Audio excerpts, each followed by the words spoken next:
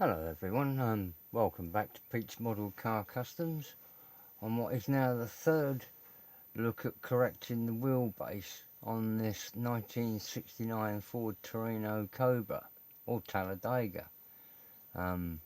Whichever kit you've got, they're all the same. But talking to Trevor, he came up with another suggestion for correcting the wheelbase, which was removing the locating pegs.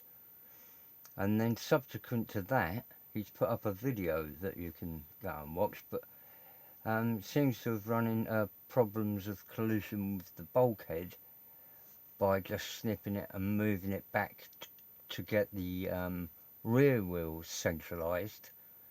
You end up with the front too far central, too far back, and having bulkhead and engine fouling problems. So I thought I'd better cough my lungs up, have a recheck at whether there's any adaptation done to the front of the blue one I've got here, because as I said in the previous videos, I got this second hand and all I've done is repaired the A pillar, but I have done the correction to the, or alteration to the rear axle, and I don't know, let's take that back off there, whether these stubs that Trevor was discussing have been altered, because that's very close to the front edge of there, and I'm not sure. If I'll just take my grill out there, you can see down in there, if it'll focus for me, there's quite a distance between that lip and that peg. Get over. Right, and I'll take this apart in a second and measure it. And looking at in there, there's little difference, so we'll do the same, take them off and check. I think the pegs on this have been moved and I hadn't noticed that. So I'm looking at come off tape.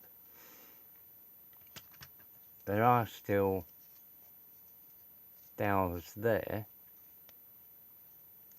but whether they've been moved forward, I'm not quite sure. I think they've been cut off and relocated.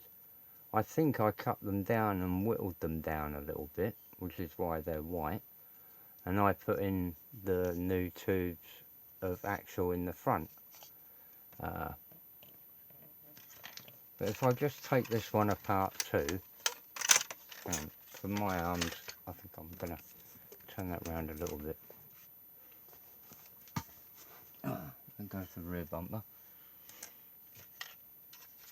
If I just pop that apart there, I'm using the engine from the first one to check it, and I've put in a couple of just temporary axles so we can see what's what there. But looking at that distance, I've got, I'll try and get it in the light for a start, 6mm to the centre of that pin from the front lip, and about the same there. But over here I've got 2.5. So they've, that's not going to focus, is it? Oh, there you go. A much shorter distance there. So these pins have been moved forward, Trevor, on this one as well as me drilling through the rear axle to relocate that by another about 1.5mm. Would I say, Pete? No, I think I'd be closer to 2mm centering it. So that's moved that all about quite a lot. Because if my body relocates on those pins at the front, that is physically moved back slightly. The you know, the distance of a couple of mil at the front there. and the same with me relocating the rear axle, we'll oh, come on, get back together, you bugger. No, I can't see where the holes are. Right, so I'm backing my pins at the front. So that might be why I'm having a bit of interference over there. And I've got a bit of dashboard rub. Well, not exactly rub, no, it just feels, that feels actually comfortable. It's gone straight in there. That's the NASCAR dashboard that's in the kit, and lock that down. So that feels fine. There's a bit of a lip there of about 1 millimetre, and that's not going back any further. That is still in there.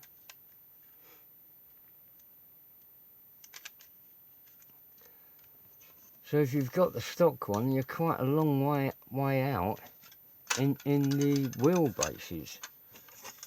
Either way, you know, because it does seem to me as though you want to be correcting a bit of it at the front and a bit of it at the back to get the thing centered correctly. Whether you're using the, well, I mean, if you bought one second hand like this one or this one, it's half the price of that one.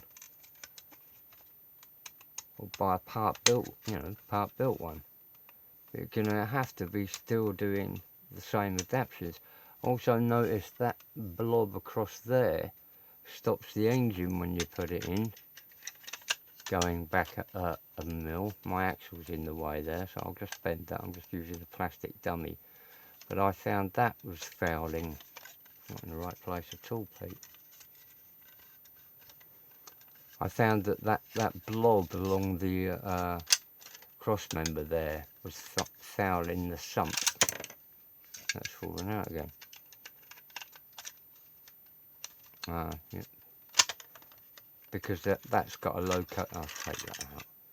There's a locating pin in that sump that matches a pin in the cross member on the inside down there, and that goes into the sump. But that lump along there was before I plonked the axle in, hitting my sump. It's pissed me off so much now. I'm going to cut out. Brutally.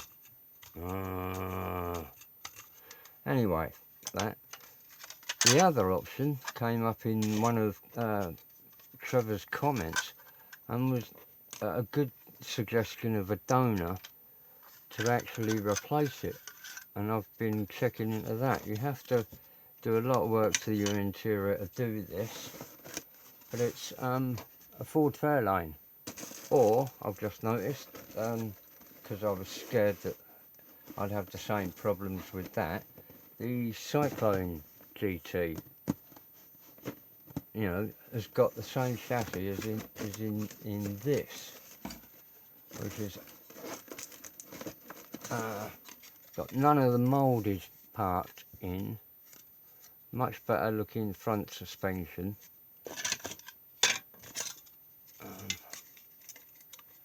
and it's, I don't know how accurate the actual underlay of this is compared to that, but it is sort of worth looking into. Maybe I think this is a good thing if you can pick up another cheap donor, because it was somewhere near